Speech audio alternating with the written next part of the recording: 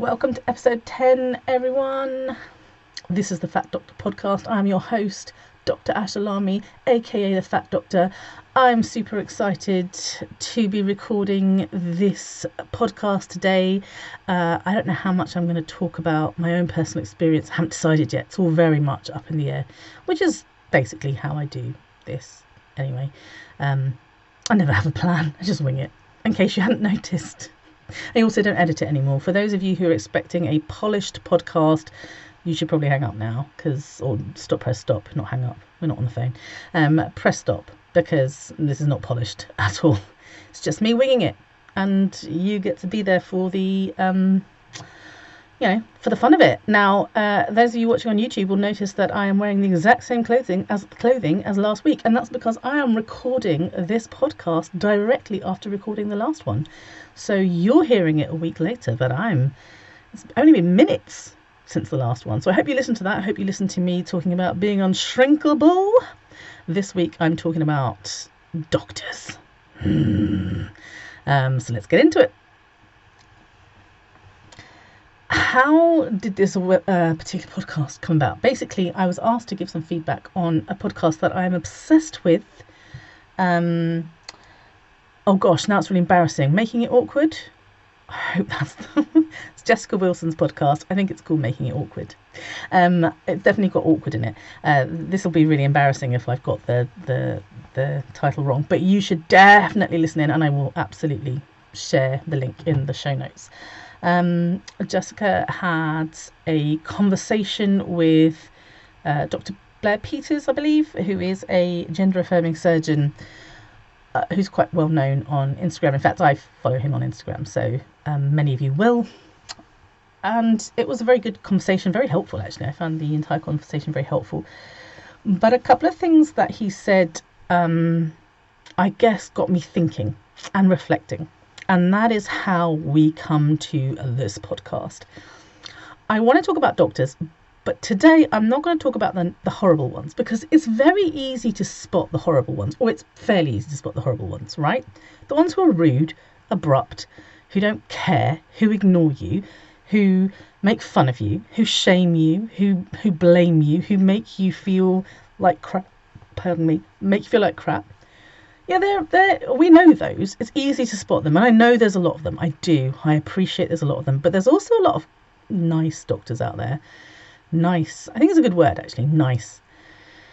And there are a lot, a lot of you will come and say, oh, I saw a doctor today and they didn't mention my weight, or they were quite nice, and it was really surprising. It was a different pace. It was not what I'm used to. And you say it in a way that's just like, isn't that amazing? Well, I'm like, yeah, sure, I guess. It is, because it's not horrible.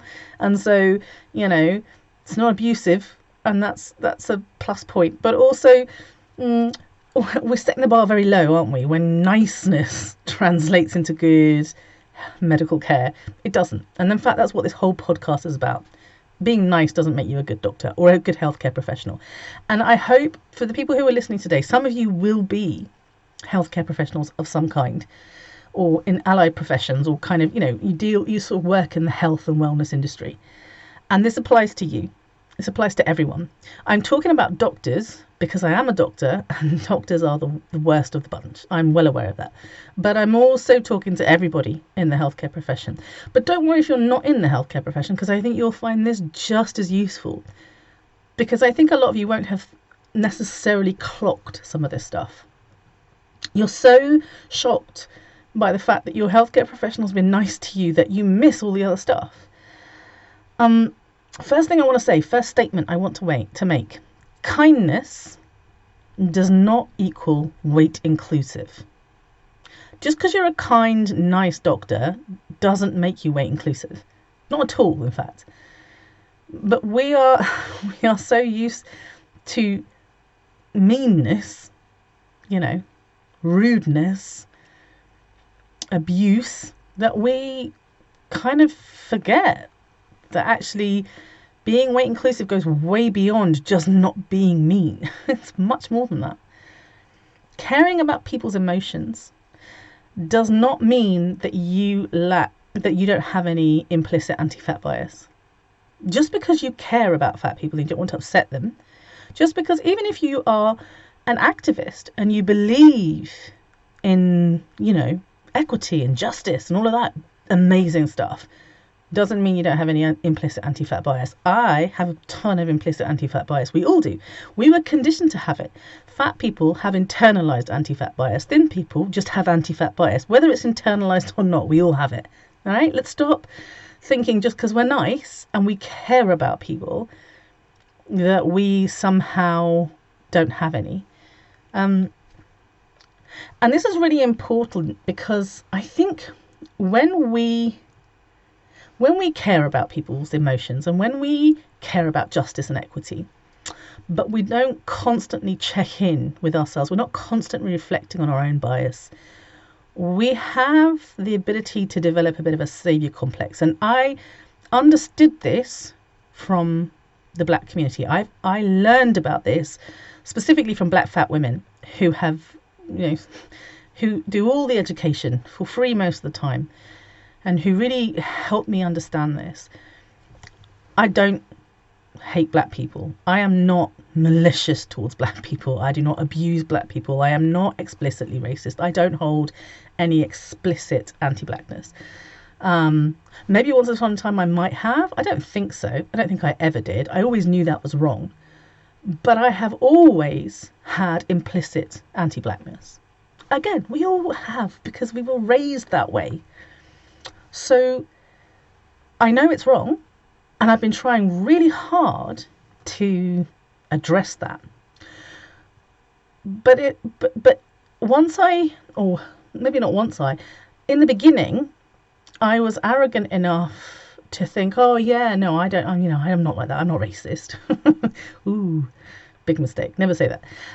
And so I developed a white saviour complex.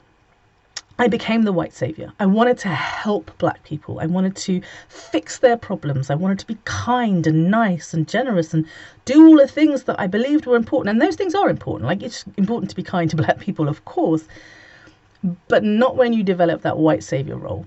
And I'm not going to talk more about this because I'm not an expert, but I think that we all have the ability to do this when it comes to any marginalised or oppressed identity.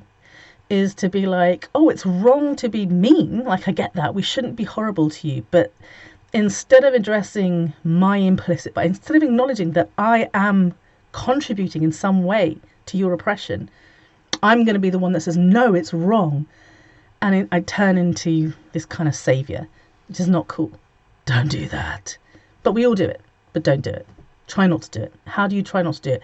You continue to admit that you continue to take responsibility for yourself, and you continue to challenge your implicit bias. Do we ever get to the end where we can look back and go, I don't have any? I don't know. I don't think so. I've not got there yet anyway. But it's a thing that you continue to do, and you get better and better about it. Because I'm much better at recognizing, ooh, hang on, that's you, Asha, are tiptoeing into a white saviour territory right now. Rein it in. I'm getting better at that. I'm not perfect, but I'm getting better at it. And I think that goes for fat people as well. Especially if you're thin. But even if you're not thin. So Dr. Blair Peters, who was having this conversation, is thin, benefits from thin privilege. But even people who don't benefit from thin privilege, you might still be smaller than other people. I'm a small fat. So of course I still have this implicit anti-fat bias. And of course I still benefit from being a small fat. So it's important to recognise that. That wasn't even on my list of things I'm going to talk about today. That just came out. See, this is what happens when you don't plan stuff. It just comes out. I want to talk specifically now about healthcare consultations, medical consultations. It is not a successful consultation just because the patient walks out looking or appearing happy, just because they seemed to agree with what you had to say, just because they don't show any sort of evidence of being upset. That does not make it a successful consultation. How many times have I thought, that went really well, and the patient's walked out there and gone, that was shit. That's part of being a doctor, and we recognise this, but it is especially true for fat people, because fat people have been taught that we don't deserve good healthcare, and probably we're not going to get good healthcare. and we have to literally beg for scraps. That's how we've been taught to access healthcare. And also, we have been taught not to show our distress or to show our upset. We have been taught to be quiet, to take up less space, to shrink. Haha, I knew I'd get it in there. To shrink, but we're unshrinkable. But we've been taught to shrink, and sometimes in the consultation that literally looks like shrinking. Something you need to look at your patients, your fat patients, and look how they try and take up less space in the consultation. You all have heard of the fight or flight response. All of you listening to this, you all know that in situations where we're faced with a threat, often our body gears up to fight or to flee, but that is not the extent. There's also freeze. Many of us are beginning to realise, fight, flight and freeze. Yes, that's true, but it's more than that. There's also flop. Flop is when you just give up, like literally flop to the ground and play dead. And a lot of our patients are doing this. A lot of our patients are flopping in the consultation. They're just like, I have no control here, so I surrender control to you. And that feels great. As a doctor, when a patient's being completely compliant, you're like, woohoo, we're winning. You're not winning. The patient's just flopped. And then there's fawn. Fawn. Our patients are often, fat people are inclined to treat their doctors. They've been conditioned to treat their doctors and their health professionals as if they are, I'm not going to say royalty, but they're superior. We're considered to be in that sort of top 5% of the population. Doctor, they must know what they're talking about, which is bullshit. We all know that's not true, but so fawning is a really common response. So yeah, a successful consultation isn't what you think it is. And as a fat person who has been in a consultation, has been super compliant and agreed with everything and smiled and then walked out there and bawled my eyes out, I know this is a fact. And I don't need statistics or evidence to prove this to me. I have your lived experience. You all know if you're fat and you're listening to this, you don't even have to be fat. You could hold another marginalised identity, or maybe you just saw a doctor who just ignored you, whatever. Like, you come out feeling like crap. So doctors only know how well they're doing when they actually check in and look for feedback. We don't like to do that. In the UK, as a doctor, you have to do it once every 5 years. So there's two sources of feedback. One is from your colleagues, and the other is from your patients in the form of a patient satisfaction questionnaire. When you actually hand out these questionnaires to your patients, say, will you fill them in? But when we do them, we're not supposed to, but we'll often pick and choose who we give them to. Or, like, we'll do it online, so there'll be certain people who won't have access to, the stuff online, especially older people, so they, we don't get a good representation. And even when patients do fill in the forms, they'll often be tempted to lie for the same reasons. Fawning, can't possibly say anything bad about this doctor, so they just say something nice. Or, like with feedback, just tick boxes, whatever. So not particularly accurate.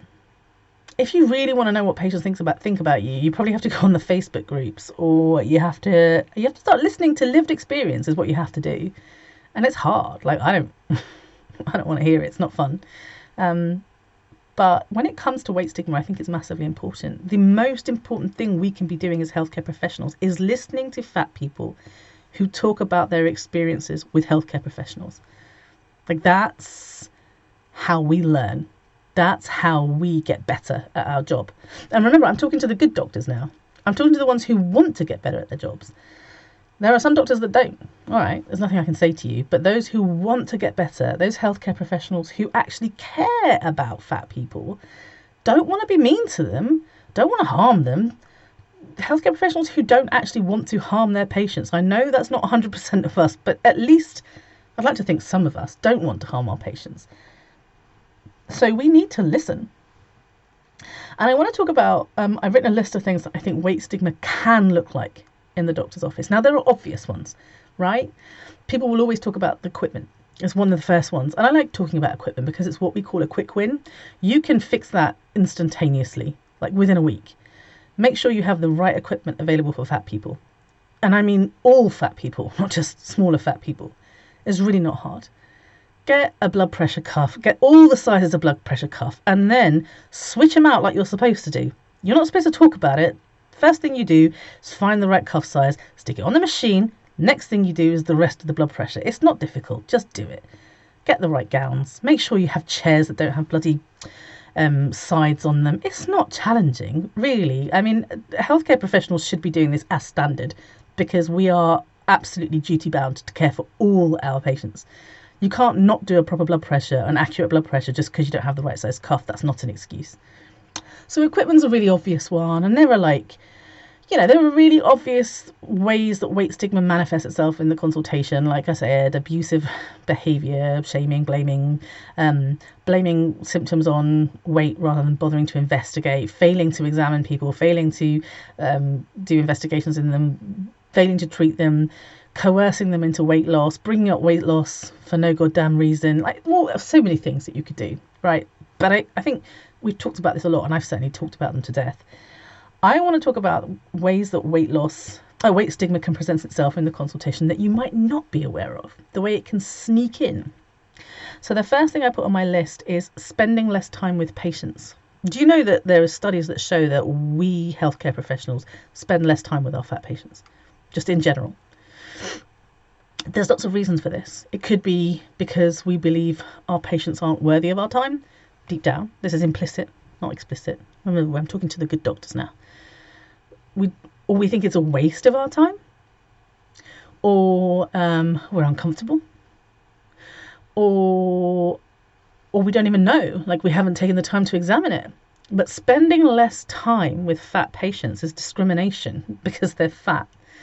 And you will be drawn to your thin, and not just your thin, but your thin and attractive patients. You will be far more likely to do what they need, what they want, to serve them, to pay attention to them, to believe them, to listen to them, to care about them, than for your fat patients, especially your fat and ugly patients, especially your fat and disabled patients, especially your fat and trans patients, especially your fat and black patients or brown patients or indigenous patients or neurodivergent patients. Like, I don't know what I've missed, but you are far more likely to treat your thin, white, cisgender, heterosexual, non-disabled, neurotypical, for want of a better word, patients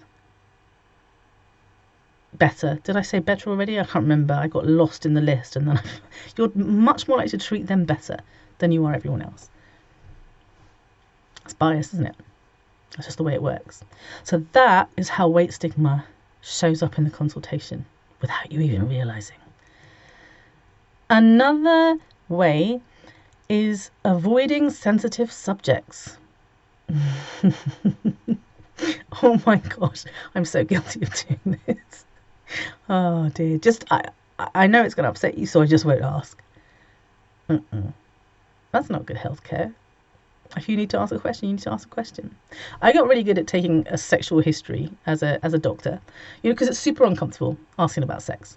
I got really good at it. Really early. I knew I had to do it. I knew it was part of my job. So I needed to talk about erections, masturbation. I needed to talk about, discharge and sexual pleasure, libido. I needed to ask about sexual partners. I needed to just ask these things, just flat out ask them. Also talking about genitals, using the right terminology. And it's awkward. Damn, it's awkward. I do not feel comfortable asking you how many sexual partners you've had. Were they male or female? And I need to know that, unfortunately. And so, yeah, I don't like that part of my job, but I do need to do it. And sometimes it's really important. And what I realised was I was avoiding talking about sex to begin with. I wasn't avoiding it. Like I did when I needed to, but I didn't. If it was kind of like, I could talk about this, but I could not, I didn't. And that manifested itself in menopause conversations. It manifested itself in mental health conversations. Sex is an important part of that, but I just didn't broach that subject because it was a bit sticky and awkward. And then I got really good at it.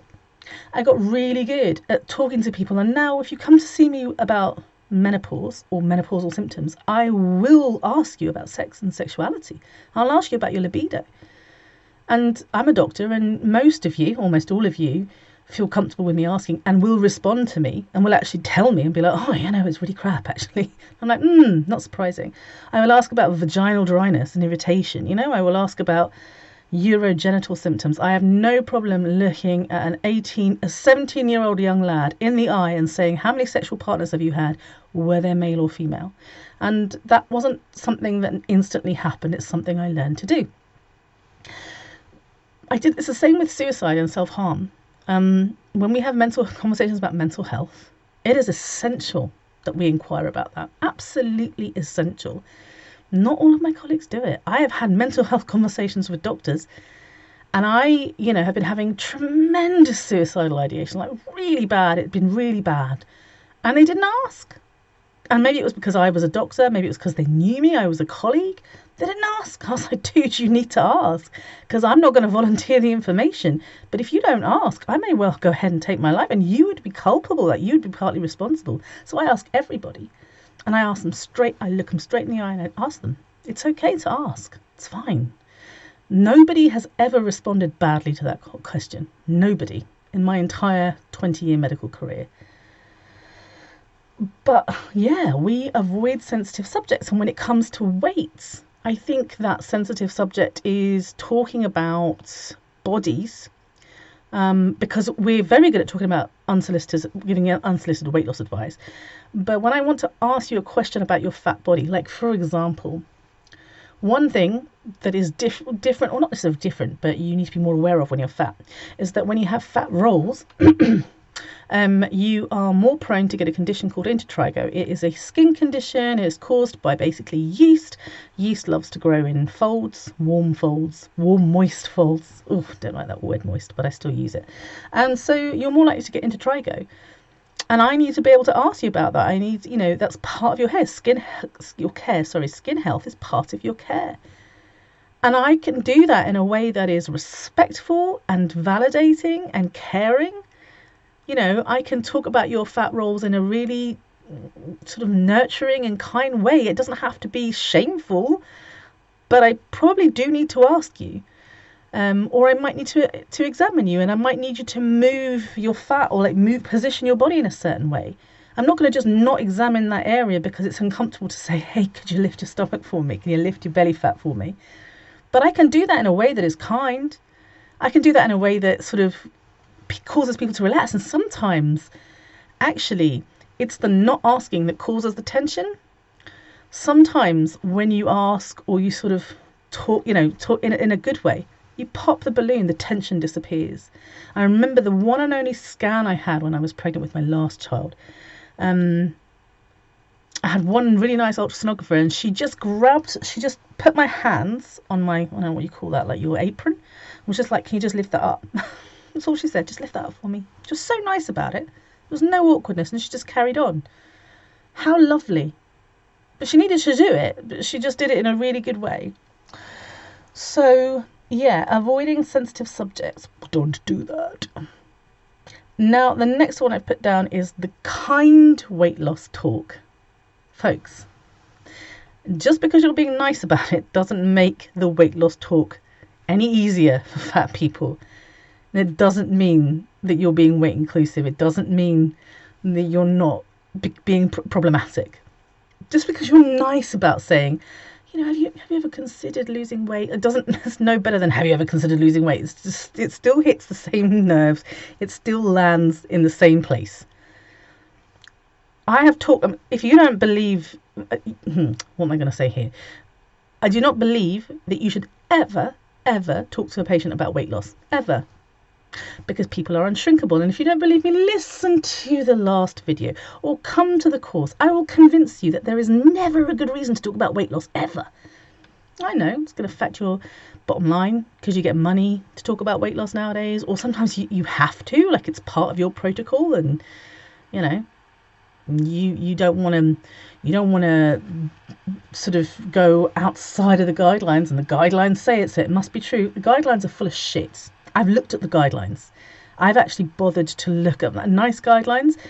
Fatty liver disease, high cholesterol, diabetes, obesity. I've looked at all of the guidelines. I've actually bothered to read the evidence that is included in the guidelines. And I can tell you right now, there is no evidence that weight loss is going to benefit people long term. Just look for yourself if you don't believe me. But anyway, this is a conversation for another time. Weight loss talk is always bad.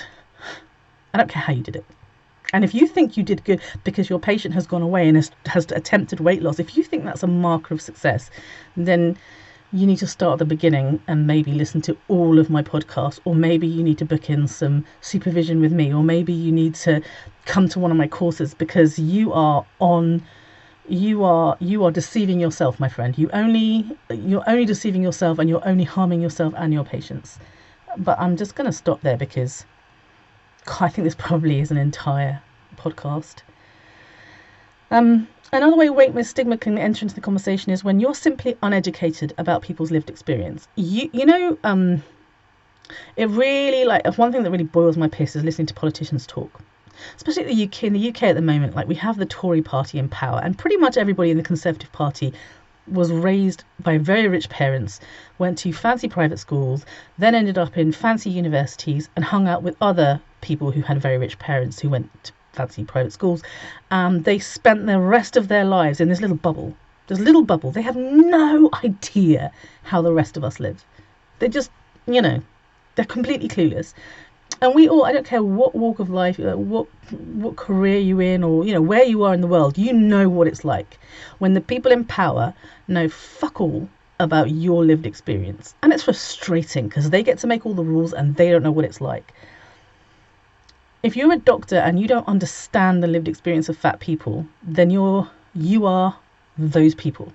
You are making all the decisions, you hold all the power, and you don't have a fucking clue. And that's a problem. And that's how weight stigma manifests itself in the consultation, no matter how kind, how considerate, how involved you are in social justice. If you haven't been listening specifically to fat people talking about their lived experience, then you are not one of the good guys, for want of a better word. Your weight stigma is still an issue for you. We're coming to the end, but there's one other thing I really want to point out, and it's something that, going back to this original podcast that I was listening to, something that Dr. Blair Peters was talking about, and he was talking about things from his point of view. He's a gender affirming surgeon. He sees people who have gone through the process of, accessing gender affirming care, which, by the way, is really hard to do. I'm on a list for gender affirming care. I'll probably be on that list for 4 years before I get seen. It's not that easy. There will be some parts of the world, lots of parts of the world, where it just doesn't exist. Even in the States, there are many states where you just can't access it. No such thing as gender affirming care. And even if you have managed to get into a clinic, do you know how long it takes before you're sat in front of a surgeon talking about bottom surgery? Do you know the length of time and what we as trans people have to go through to get there? I don't know that I'm ever going to be able to access it, if I'm honest. And I've had to make my peace with that. Bottom surgery is not something that I get to do. And that's horrible, because it's what I want, but I can't have it. And it's not just because of my BMI, it's for lots of reasons. But my point is that the point I'm trying to make is that doctors, especially specialists, only see a very, very small proportion of people, right? If you work in ICU, you only see people who are so ill that they need your services. If you're a cardiologist, you only see people with heart problems. If you are, and even if you're a GP or a family practitioner or whatever, and you see all kinds of things, even then, you only see sick people. The vast majority of people are not sick and, seeking out your services in that moment. So we have a very warped idea. If we base it on our own personal experience, our own understanding, then we have this really warped idea of what an entire group of people are going through.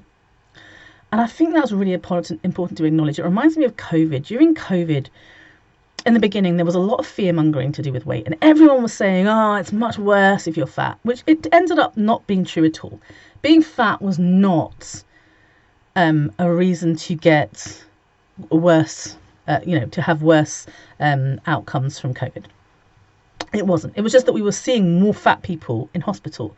And we were seeing more fat people in hospital because people, the most vulnerable members of our society, are disproportionately fat. That's just life. And there's lots of reasons for that. But it's not being fat that caused people to have worse outcomes. And then there was all these doctors like, oh yeah, it's got to do with maintaining pressures, airway pressures. Sure, I mean, if you get into ICU and you are not able, and you can't ventilate on your own, then I imagine airway pressures are really important. But the vast majority of people who caught COVID did not end up in ICU. But the vast majority of people who were fat and caught COVID were terrified that they were going to die, because ICU consultants, do you say ICU or ITU? I don't know where in the world you are, but intensive care consultants were saying, well, yeah, they're all fat and they're very difficult to ventilate and they're more likely to die. But that's a very small proportion of people. And I think it's really important to remember that. Wherever you are, whatever you're seeing a small selection of people. And if you're a specialist, the people who are coming to see you have gone through many, have gone through many hurdles and, a funnel, as it were, to get to you. The vast majority of people will never end up in front of you. But yet we use our own personal experience and our own understanding and our own, our own beliefs, which we have come we've come to those beliefs based on, a lot of things, based on our education, based on our experience, our hard work. Some of us have been doing this for decades. It's not a bad thing to have these things, but we forget to put it into a wider context, into a broader context of the entire population. And that's really important. Again, listen to lived experience.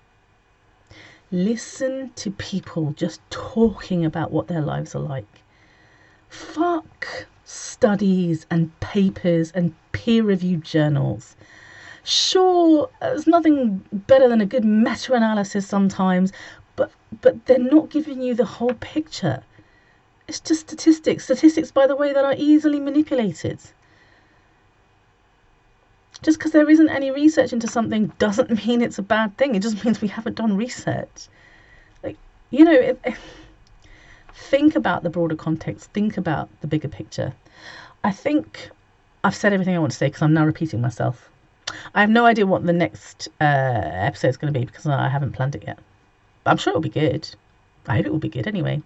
Remember that you can ask me a question and I will try and answer it on my podcast. People are not taking advantage of this. Folks, I am saying to you, I'll basically do a consultation for you for free if you email me. contact@fatdoctor.co.uk. It's very easy. Just say, hey, this is the problem I've been having. Could you give me some ideas? Could you include it in your podcast? And obviously I won't share any personal details. I'd never do that. But I can do an entire, I could dedicate something to you anonymously. I think you've got another week to join Unshrinkable. Why haven't you yet? I don't know, maybe you have. But Unshrinkable is going to be amazing. I know this because it kind of came to me in a vision. And so I believe in it. And we are unshrinkable, as I said many times last time. There's also loads of other things you can do if you want to access me. Because if you're listening to this podcast, I'm assuming you kind of like me. So if you want to listen to more of my stuff, obviously there's this podcast. There's lots of free resources on my website as well. I have books, hopefully more coming out. There are courses that you can watch. There are reruns of masterclasses that I've done. And here's a novel idea. Some of you might need to book a consultation with me.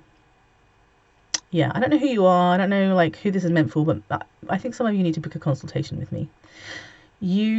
When I do consultations with people, I have realized how best to manage them. I've tried lots of different options.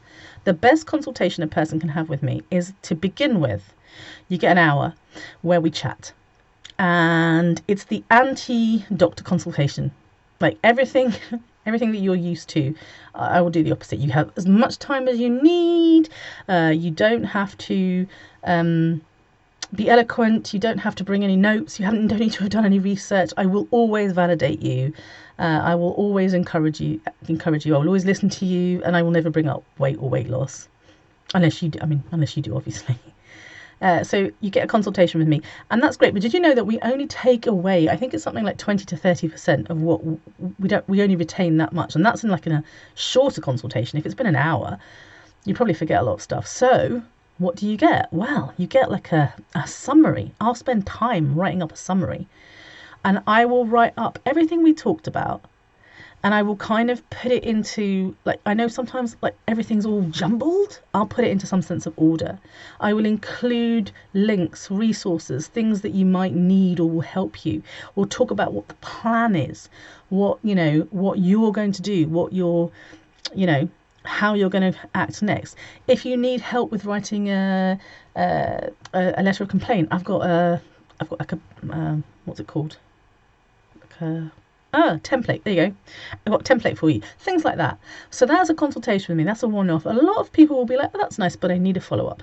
And so you can book a consultation with a follow-up. You can book a consultation and a series of 5 follow-ups if you think, actually, I've got a lot to talk about. I've got a lot to get off my chest. It's going to take me more than one follow-up. So you can book any of these things with me. It is not a substitute for a medical consultation with your physician. Okay? I can't be your physician.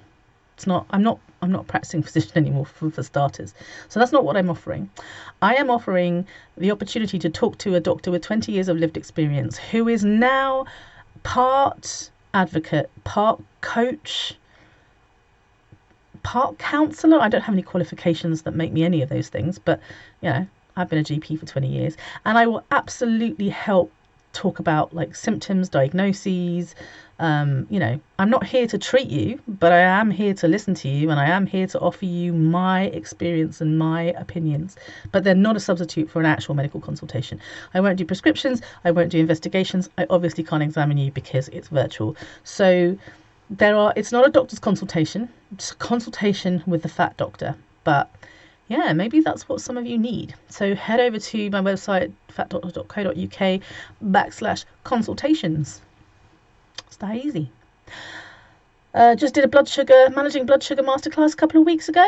You can watch the replay on my website, and there'll be another one coming soon, and I don't know what it is yet, but I tend to advertise them at the very end of the month, and they tend to be on the first Monday of the next month. So it'll be in